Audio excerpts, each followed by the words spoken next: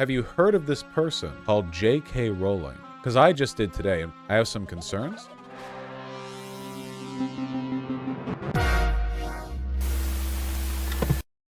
There have been some happenings lately with regards to the anti-trans movement that I haven't covered fully, in large part because it happens like constantly all the time. Like it's really, really, really nonstop. And I'm glad I took a breather because I wanna briefly summarize something. You know, the direction that things are going in right now with regards to the anti-trans movement, I think, I keep saying things are mask off this, mask off that. There's no mask, all right? I just think it's getting worse. So, you've probably heard of this person called Posie Parker. Is that correct? I think we've talked about her on the stream before, but like a while ago. But there was a lot of discourse recently because at a protest in Australia, she showed up and had an anti-trans rally that was attended by a collection of neo-Nazis who were Sieg Heiling, pictured here.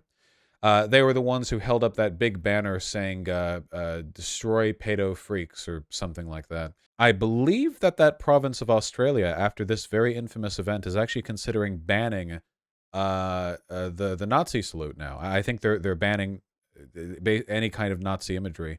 Around 30 members of the far-right National Socialist movement attended the Let Women Speak event, which the West Australian estimated attracted around 400 people. People saying they don't like that very much. That's great. That's phenomenal. Victoria's Premier Daniel Abreu added that the group had appeared at the event to oppose trans rights because that's what Nazis do.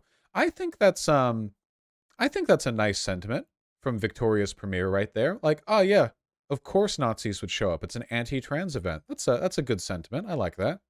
Their evil ideology is to scapegoat minorities, and it's got no place here. And those who stand with them don't either. Nice, nice, nice. And yeah, see, they're considering a ban on Nazi salutes. This is Posie Parker. This was the person who was speaking, wearing the woman dress thing, robe, item. And then we have the woman, adult, human, female Google definition back here, which is funny, of course, because the definition is actually trans inclusive. If you look, Vaush, you can't speak. You have a girls shirt. Yes, this is the virgin woman shirt for TERFs versus the girls shirt for anime booba that I possess. Anyway, Posie Parker has made appearances across Australia in March with a tour including events in Sydney, Brisbane, Perth, Adelaide, Canberra, and Hobart. The anti-trans activist is now planning to bring her Let Women Speak rallies to New Zealand. We'll get to that next. Though the country has said it is reviewing whether it will permit her to enter the country after the events of Saturday. Parker told Pink News in a statement that none of the neo-Nazis pictured at the rally in Melbourne were attending her event. That was her response. So her response to the media was no. That's what they got. No men dressed in black bloc who gave Nazi salutes were at the Let Women Speak rally. So that was her response. That's Brisbane, not Brisbane. Legit, that's I disavow. It's not I disavow, it's I don't see it. That's the real response. Hold on. Just to show how many of them there were. Sydney, Nazis, Posie, Parker, TERF rally, whatever. Keyword. Like I said, there were quite a lot of them. There was something like 30 of them altogether, apparently. But they were quite evident there. And her response when asked was literally like, yeah, they weren't there, actually. Oh, here we go. There's the classic. Now, obviously, and we'll get to this more like formatively, but Posie Parker not only knew that they were there, obviously, but wanted them there and agrees with their presence there. So Posie Parker did a goofball, a little goofy goober move over here, which is great, and then went over to New Zealand and got soup thrown at her. She looks kind of like an older version of the Cruella de Vil in the live action one. She got souped. Is this the soup video? We need the soup video, obviously. She didn't actually get to speak here. She was like escorted away on account of the soupening, I imagine, and also the generally negative disposition of the people at the crowd. You know, people here seem a bit cross with her, as I understand it. Here's her taking a soup selfie, of course, because the first thing that far right people do when they get milkshaked or souped or whatever else is to take a selfie so they can talk about how they just very nearly died. The classic soup selfie. Yeah, the soupening. Tomato soup, I assume. It's my guess. She wants to be Van Gogh so bad. Stop, there was a brick in the soup. They tried to kill her. True. It was actually the entire soup can got thrown at her and her thick skull just knocked it open. How'd she lose 30 years between shots? Good question. Anyway, of course, after that, and that was, I think, 2 days ago, people, J.K. Rowling, everyone, have been screeching that she was assaulted, her life is under threat, look at all these biological males throwing soup at her, you know, all this crap. Yes, and a senator was knocked down at one of these protests. The senator showed up and got knocked off of her bicycle, and I know this because I saw a bunch of TERF Twitter accounts that were basically saying stuff like, you know, oh, you can tell from how she laid down that she's a slut. No, really, I saw, because, of course, like, the idea of the TERFs being a feminist movement at this point, like, the pretense is completely gone. So it was people being like, you know, I can tell from the way that they fell down that they're biologically male. I can tell, you know, they're a slut. I saw one tweet was like, she certainly looks familiar on her knees, or something to that effect. Now, obviously, this isn't actually meant to be a smear on her, literally. Souping somebody is actually considered a sign of great respect in many indigenous New Zealand communities. So maybe a bit of a cross-cultural miscommunication there, but, you know, stuff like that happens. Anyway, so you have, you know, that was just 2 days ago, and you have this succession of anti-trans protests, which are obviously being met with a lot of negative attention. I wanted to talk a little bit about this Posie Parker person, and by a little bit, I mean really, really briefly. So this bitch a Nazi. So she just flat out had a Barbie doll that was wearing a Nazi armband, a swastika, as her Twitter profile for a while. So it's cropped in the circle so as not to show the armband, but it's this photo. So she would have had to have found this image and then gone, oh, teehee, you know, and then done the circle so that it hides that. What's more, she has gone on quite a few very far-right publications, including, and I'm not joking here, JF Gariepi. Is love, you idiot. That guy did an interview with JF Gariepi, did an interview with Soldiers of Christ online, you know, couple of guesses as to where their political leanings are, has actually praised Tommy Robinson. Now, obviously, these weird, coincidental, you know, totally not at all suspicious set of associations, they're completely incompatible with somebody who's actually a feminist. The obvious goal of Posie Parker is to be anti-trans, not to defend women in a feminist way, but to defend, like, the far-right archetype of traditional femininity. That is to say, the term TERF says you're a feminist. It's in the term right there, trans-exclusionary radical feminist. But Posie Parker is as much of a TERF as, like, I don't know, like Ron DeSantis would be, or like a neo-Nazi who posts about trad wives online. There's not really a difference. Their defense of womanhood, in this case, is purely a matter of preserving ultra-far-right feminine gender roles. And I've actually been noticing this trend getting worse. So this is a bit of a deviance here, but you know Glinner, Graham Linehan, the aggressively ugly Brit who lost his family and his wife and has nothing left anymore except Twitter posts against trans people? Well, I want you to parse this one for me. He's not a Brit? Oh, what is he? He's Irish? Ooh. I say he's a Brit. There was a news article from Sky News here reporting on Eddie Izzard saying, I'm a trans superhero, but if I'd lived in Nazi Germany, I'd have been murdered for it. So that is true. Nazi Germany would indeed murder trans superheroes if that was a choice they had to make, if that was a thing that happened. And Glinner's response to this was, ah, yes, Nazis famously bigoted against straight white men with blonde hair. So interpreting this at a neutral level of charity, I don't actually know what statement is being made here outside of Holocaust denial. I think what Glinner is saying essentially is that because transgender people don't exist, they weren't persecuted. And I saw other tweets that he's made to that same effect. Someone literally quoted Hitler at a Posey Parker rally in Scotland. Oh, that's right. The rally where that one woman did the Nazi quote, favorably cited Mein Kampf. That was a Posey Parker rally. I forgot about that one. That's right. That's a classic. Some of the very first people that the Nazis went after were, of course, trans people. But I think what Glinner's doing here is basically the same thing that Michael Knowles did. Michael Knowles said that you can't actually be genocidal against trans people because trans people are not an ontologically correct, like, descriptor of being. They're not actually a category of people. This is obviously genocide apologia, essentially saying you're not real people, therefore targeted harm against you can't be real either. And while Michael Knowles' statement was still at least somewhat implicit, Glinner's isn't. It's essentially just saying because trans people aren't real, the Holocaust couldn't have targeted them, which is Holocaust denial. But considering the fact that right now one of the loudest anti-trans activists, Posey Parker, is definitely a neo-Nazi, the shift in rhetoric here, you know what I'm talking about here?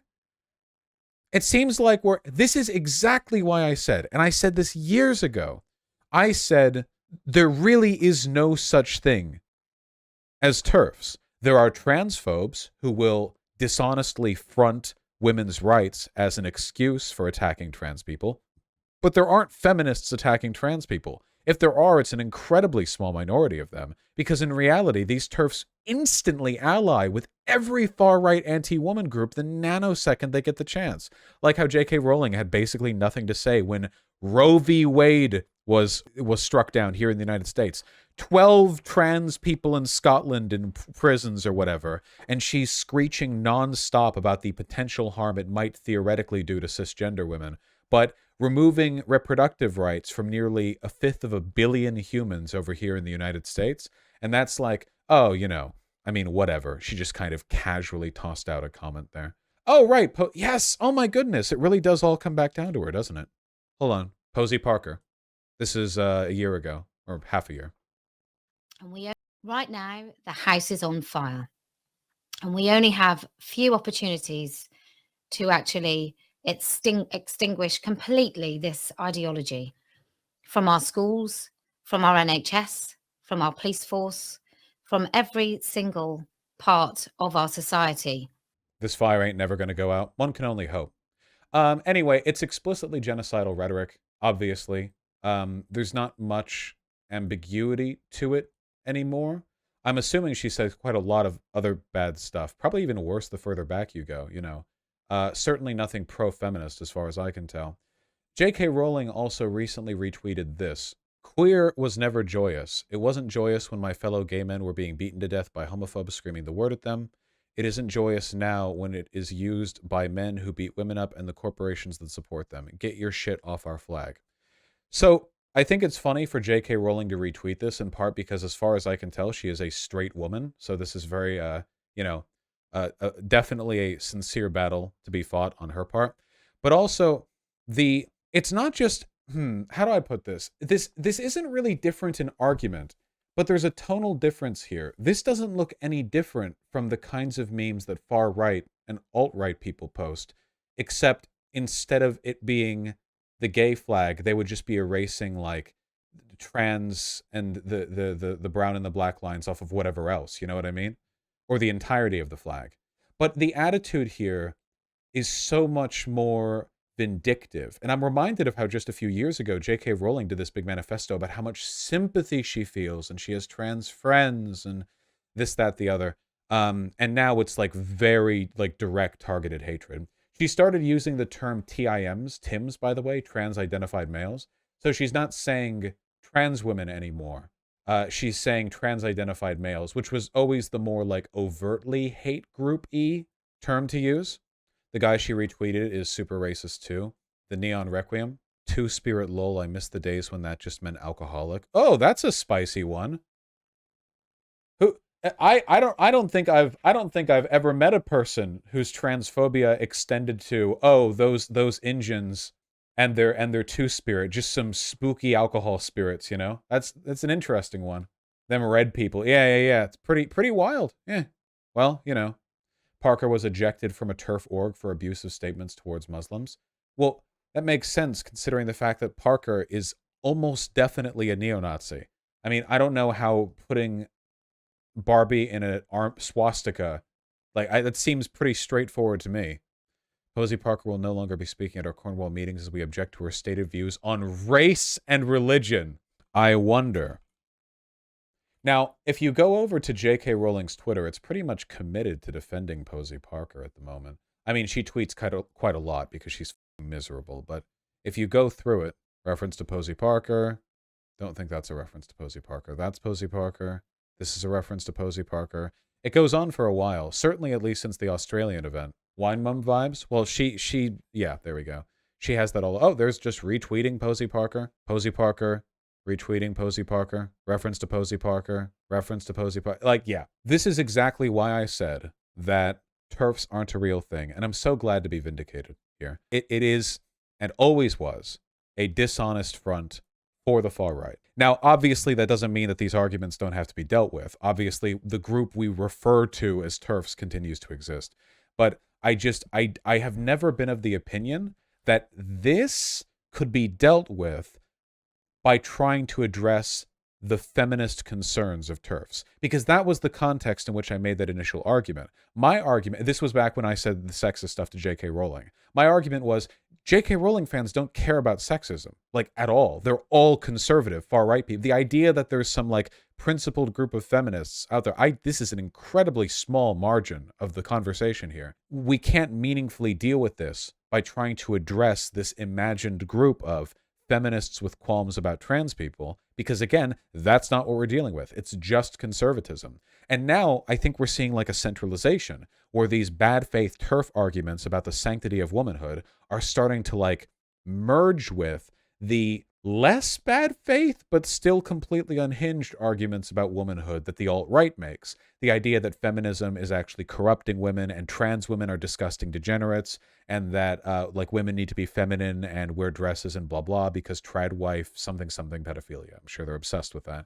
And we're reaching the nexus point where like J.K. Rowling being the leader of the anti-trans movement, essentially, and Posey Parker being like the central activist figure currently speaking to that point, we're getting that synthesis right here. What this actually means for meaningfully combating this rhetoric, I can't really say. They sound more and more like Nazis giving awards to women for producing more boys for the Führer.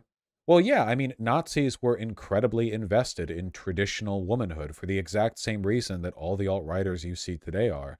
Part of it is because their and traditional womanhood does include youthful trad wives, and another part of it is because they're driven by sexual insecurity. They have specific ideas of what it means to be a man. Being a man means having women like that.